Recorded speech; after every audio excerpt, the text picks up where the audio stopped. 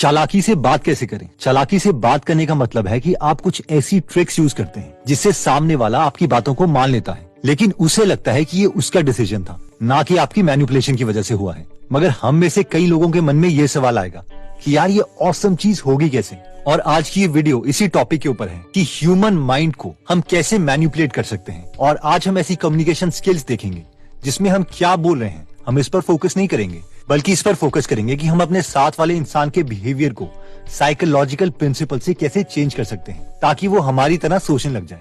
I know you are interested in this, so let's start. सबसे पहला point कहता है the peak end rule, the end matters most. 1993 में Nobel prize winner Daniel Kahneman और Barbara Frederiksen ने एक experiment किया। इस एक्सपेरिमेंट में 2 राउंड्स डिसाइड हुए थे। राउंड 1 में पार्टिसिपेंट्स को 60 सेकेंड्स यानी 1 मिनट तक अपने हाथ एक 14 डिग्री सेल्सियस की पानी की बाल्टी में डालने थे, जो कि थोड़ा सा ठंडा है। राउंड 2 में था कि पहले तो पार्टिसिपेंट्स को 60 सेकेंड्स के लिए अपना हाथ 14 डिग्री सेल्सियस की बाल्टी में ही डालना पड़ेगा, जो कि राउंड 1 में भी था।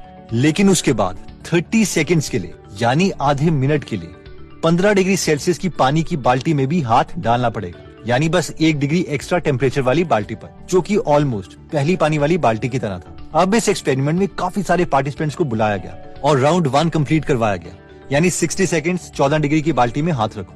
और सब पार्टिसिपेंट्स को उसके बाद राउंड 2 में पार्टिसिपेट करवाया गया, यानी पहले 60 सेकेंड तक 14 डिग्री वाली बाल्टी में हाथ रखो, फिर 30 सेकेंड तक 15 डिग्री वाली बाल्टी में।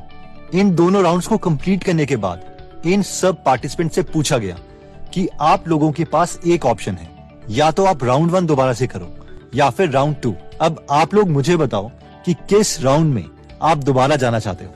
अगर हम इस चीज को खुद एक्सपीरियंस नहीं कर रहे तो हम में से मैक्सिमम लोग यही कहेंगे कि लॉजिकली राउंड 1 ही लोगों को रिपीट करना चाहिए, क्योंकि उसमें सिर्फ 60 सेकेंड्स के लिए ही हाथ पानी में डालना है। लेकिन राउंड 2 में राउंड 1 वाली सारी चीजें तो करनी ही है, प्लस उसके बावजूद 30 सेकेंड्स के लिए 15 डिग्री वाली बाल्टी में भी हाथ डालना है। लेकिन आपको पता है कि इस एक्सपेरिमेंट के रिजल्ट्स क्या है? इस एक्सपेरिमेंट में 80% लोगों ने कहा कि वो राउंड 2 सिलेक्ट करेंगे। क्या आप शॉक्ड हुए? आपको तो मैं देख नहीं सकता, लेकिन मैं इस एक्सपेरिमेंट से जरूर शॉक्ड हुआ। एक्चुअली इस कॉन्सेप्ट को पीक एंड रूल कहते हैं, और ये कॉन्सेप्ट कहता है कि अगर आपके फ्रेंड के साथ कोई कॉन्वर्सेशन हो रही है तो उस कॉन्वर्सेशन की बहुत इंटेंस मूवमेंट्स और एंड वाला पार्ट ही आपके फ्रेंड को याद रहेगा और बाकी सारा लॉन्ग टर्म में उसकी मेमोरी से डिलीट हो जाएगा। इसलिए अगर हम किसी से कुछ काम करवाना चाहते हैं तो हमें एंड वाले पार्ट को बहुत अच्छे तरीके से फ्रेम करना पड़ेगा। अगर एंड में आपने अपने फ्रेंड को खुश कर दिया तो उसके माइंड में एक अच्छी मेमोरी रिकॉर्ड हो जाएगी और हो सकता है कि वो आपके उस काम को भी कर दे जो आप चाहते हैं। नेक्स्ट प्रिंसिपल कहता है लॉस एवर्जन। अभी थोड़े दिनों पहले एक फ्रेंड मेरे पास आया था और वो भी एक रीडर था, तो वो मेरी बुक कलेक्शन देखने लग गया। उस बुक कलेक्शन में उसने डैनियल कहनेमैन की ये बुक देखी, थिंकिंग फास्ट एंड स्लो, और मुझसे पूछा कि ये बुक कैसी है। मैंने उससे कहा कि ये मेरी फेवरेट बुक्स में से एक है। तो उसने बोला तूने ये बुक पढ़ ली है? तो मैंने कहा हाँ, ये मैं कंप्लीट बुक पढ़ चुका हूँ। तो इस पर वो बोला ठीक है, मैं ये बुक ले जाता हूँ, लेकिन मैं इसे वापस नहीं करूंगा। अगर तुझे ये बुक वापस चाहिए तो इसे मैं खुद खरीद लूंगा। और जैसे ही उसने ये वर्डिंग्स बोले कि ये मैं बुक वापस नहीं करूंगा, मेरे लिए उस बुक की परसीव्ड वैल्यू बहुत बढ़ गई और मुझे लगा कि यार ये तो बहुत ही अच्छी बुक थी, मुझे तो इसे एक और बार पढ़ना चाहिए था, एंड सो ऑन। और जब मेरा फ्रेंड ये बुक लेके चला गया तो उसके बाद मैंने दोबारा से अमेज़न से बुक मंगवा ली। और ये परफेक्ट एग्जाम्पल है लॉस एवर्जन का।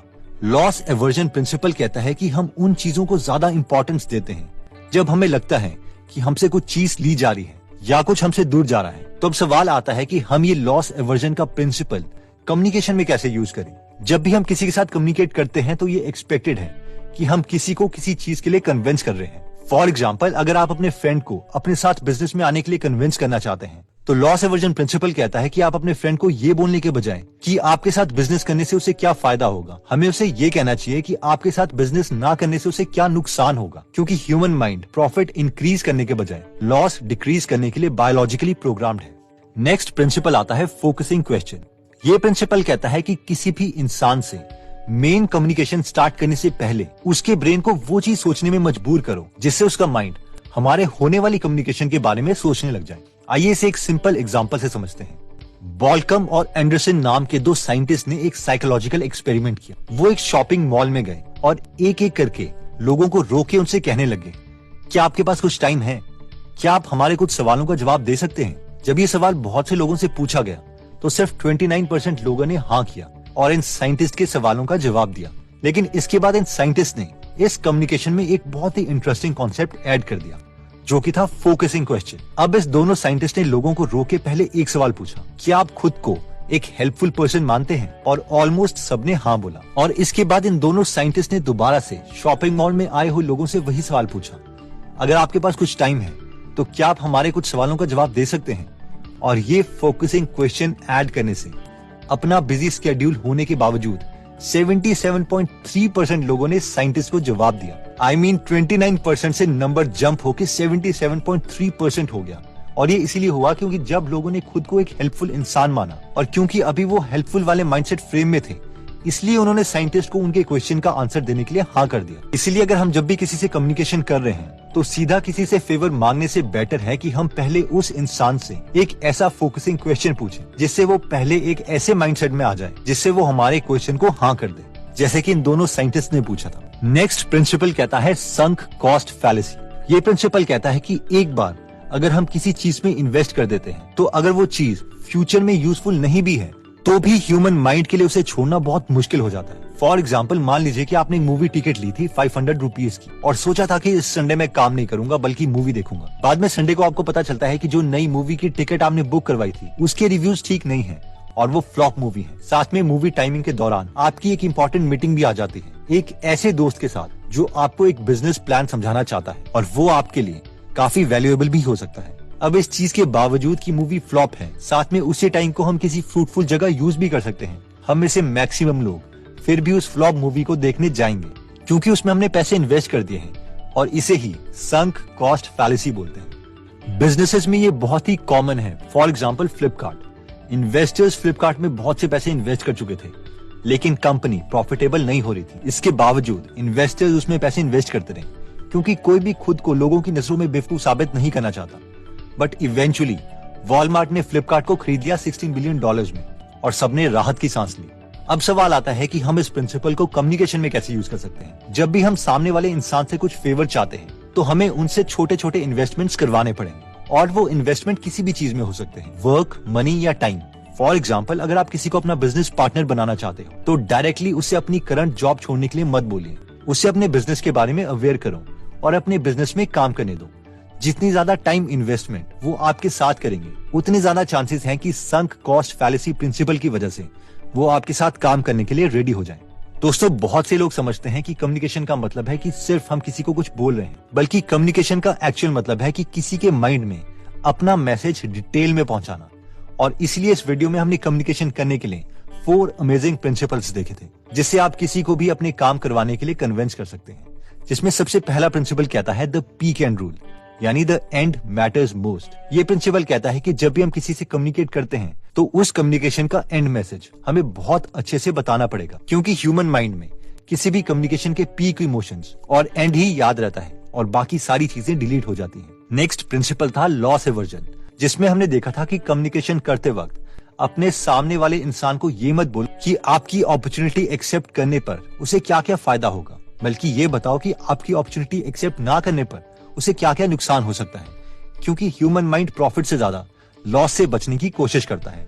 नेक्स्ट प्रिंसिपल था फोकसिंग क्वेश्चन। ये पॉइंट कहता है कि मेन मैसेज बोलने से पहले एक ऐसा फोकसिंग क्वेश्चन पूछो जिससे सामने वाले इंसान का माइंड आपके मेन मैसेज को एग्जीक्यूट करने में हेल्प करे। जैसे कि शॉपिंग मॉल में उन दोनों साइंटिस्ट ने पूछा था और वो फोकसिंग क्वेश्चन था, क्या आप अपने को हेल्पफुल समझते हैं? नेक्स्ट पॉइंट में हमने देखा था संक कॉस्ट फैलेसी। इसमें हमने देखा था कि अगर हम सामने वाले से छोटी छोटी इन्वेस्टमेंट करवा लेते हैं, चाहे वो वर्क या टाइम इन्वेस्टमेंट ही क्यों ना हो, उससे बहुत चांसेस हैं कि सामने वाला आपके प्रपोजल को एक्सेप्ट कर लेगा। जैसे कि बिजनेस पार्टनर ढूंढने के बजाय आप अपने फ्रेंड को अपने बिजनेस में कुछ टाइम इन्वेस्ट करने के लिए कह सकते हैं, बेशक उसके लिए उसे सैलरी ही क्यों ना देनी पड़े। हमें से मैक्सिमम लोगों को लगता है कि ह्यूमन माइंड एक रैशनल माइंड है, हम लोग सोच समझ के डिसीजन लेते हैं। लेकिन आप जितनी साइकोलॉजी के बारे में पढ़ोगे उतना आपको पता चलेगा कि ह्यूमन माइंड अपने एनवायरनमेंट या बाकी कंडीशन से कितनी जल्दी इफेक्ट हो जाता है। पहले जब मैं अपने आसपास के कई फ्रेंड्स को देखता था तो मुझे लगता था कि यार ये लोग कितने नेगेटिव हैं and I am so positive. But then एक ड्यूरेशन आई जब मैं 3 महीने के लिए बहुत ज्यादा स्ट्रेस लेने लग गया। मैंने इंट्रोस्पेक्ट किया कि ऐसा हुआ क्यों। देन आई रियलाइज कि आई मिस्ड समथिंग, और वो था बुक्स पढ़ना। मैं पॉजिटिव इसलिए ऐड कर रहा था क्योंकि मैं पॉजिटिव कंटेंट कंज्यूम कर रहा था, एक्सपीरियंस्ड सक्सेसफुल लोगों की स्टोरीज और उनकी बुक्स पढ़ रहा था। तो मैं आपको भी रेकमेंड करूंगा कि आप बायोग्राफीज पढ़ें एक्सट्रीमली सक्सेसफुल लोगों की, जैसे कि Elon Musk, Steve jobs, APJ Abdul Kalam sir and so on. अगर आपको इंग्लिश पढ़ने में दिक्कत आती है या बुक बहुत लंबी लगती है और टाइम नहीं लगता, तो आप गीगल ऐप डाउनलोड कर सकते हैं। अगर आप हमारी वीडियोस मिस नहीं करना चाहते तो हमारा पेज लाइक करने के बाद 3 डॉट्स के बटन को प्रेस करके फॉलो के बटन को सिलेक्ट कीजिए और फाइनली सी फर्स्ट के ऑप्शन को सिलेक्ट कर लीजिए। इससे आपको हमारी हर पोस्ट मिलती रहेगी। जय हिंद।